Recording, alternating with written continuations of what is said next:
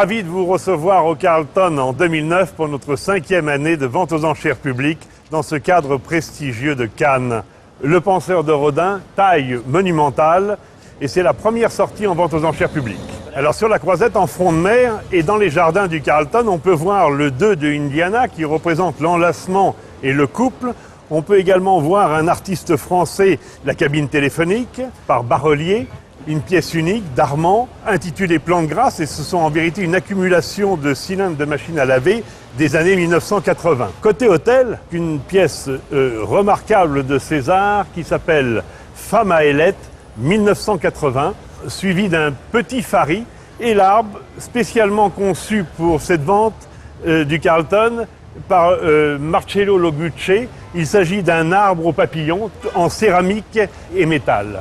Alors on rentre dans les salons et on est accueilli par Touéris de Niki de Saint-Phal. C'est une pièce célèbre, c'est un hippopotame femelle. La grosse Ginette, l'une des œuvres les plus célèbres de César, fortement montée. Armand, colère de violon 1962, les premières colères et les plus rares évidemment.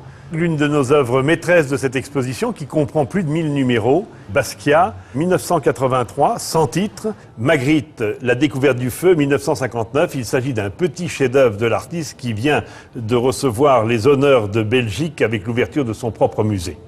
Et Aslan, des très belles œuvres originales d'Aslan qui nous ont fait un peu sourire ou même rêver des fois. Les monstres sont de Mr. Boy. Il s'agit d'un artiste qui reconstitue des pièces mécaniques d'automobiles pour en faire des vedettes de la bande dessinée.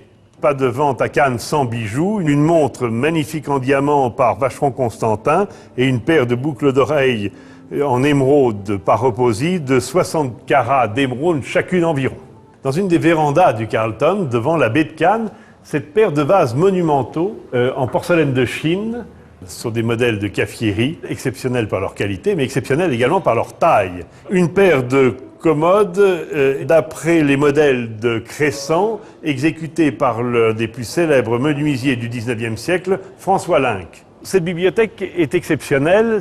La signature a été découverte par notre expert Guy Calfon qui, au remontage, dans le haut de la corniche, a trouvé l'exceptionnelle signature du monumental François Linck. Une paire de commodes monumentales, modèle célèbre par Yesner, exécutée pour la chambre du roi Louis XVI à Versailles.